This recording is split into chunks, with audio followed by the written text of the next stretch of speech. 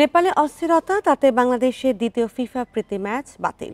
দেশটিতে সরকারের দুর্নীতির প্রতিবাদে বিক্ষোভের কারণে রাজধানী কাঠমান্ডুতে জারি হয়েছে কারফিউ। টিম হোটেলে নিরাপদে আছেন বাংলাদেশের দল। বিশেষ নিরাপত্তায় কাঠমান্ডু থেকে আজ ঢাকায় ফিরবেন জামাল তোপুরা।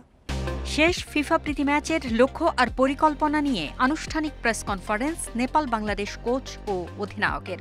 এরপর ম্যাচ ভেন্যু দশরথ স্টেডিয়ামে অনুশীলন সূচি ছিল, কিন্তু কাঠমান্ডুর পরিস্থিতি উত্তাল হওয়ায় স্থগিত হয় অনুশীলন। টিম হোটেলে ইনডোর ও রিকভারি সেশন বাংলাদেশ ফুটবল দলের। শঙ্কা তৈরি হয় ম্যাচ বাতিলের।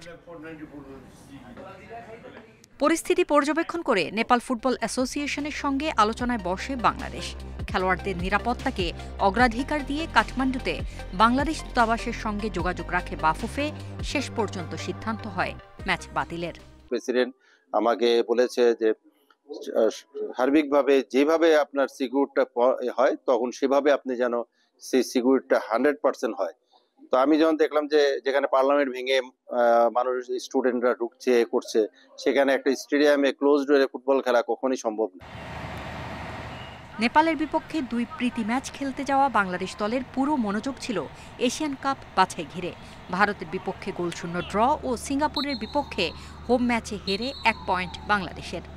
অক্টোবরে হংকং চ্যালেঞ্জ উতরানোর পণ, ফিনিশিং ব্যর্থতা পুরনো। নেপালের বিপক্ষে প্রথম প্রীতি ম্যাচেও ভুগেছে কাবরেরার দল।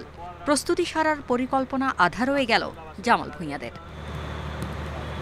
3 বছর আগে নেপালের বিপক্ষে ওদের মাঠে হেরেছিল বাংলাদেশ। এবার প্রথম প্রীতি ম্যাচে গোলশূন্য ড্রতে অস্বস্তি কমে বাড়ে আত্মবিশ্বাস। চোট কাটিয়ে নেপাল সফরে যাওয়া ফরওয়ার্ড ফাহিম ও গোলকিপার মিতুল মারমার শেষ ম্যাচে খেলার প্রত্যাশা জানিয়েছিলেন কোচ। ম্যাচ বাতিল হওয়ায় পরখ করা হলো না এই দুই তারকাকে।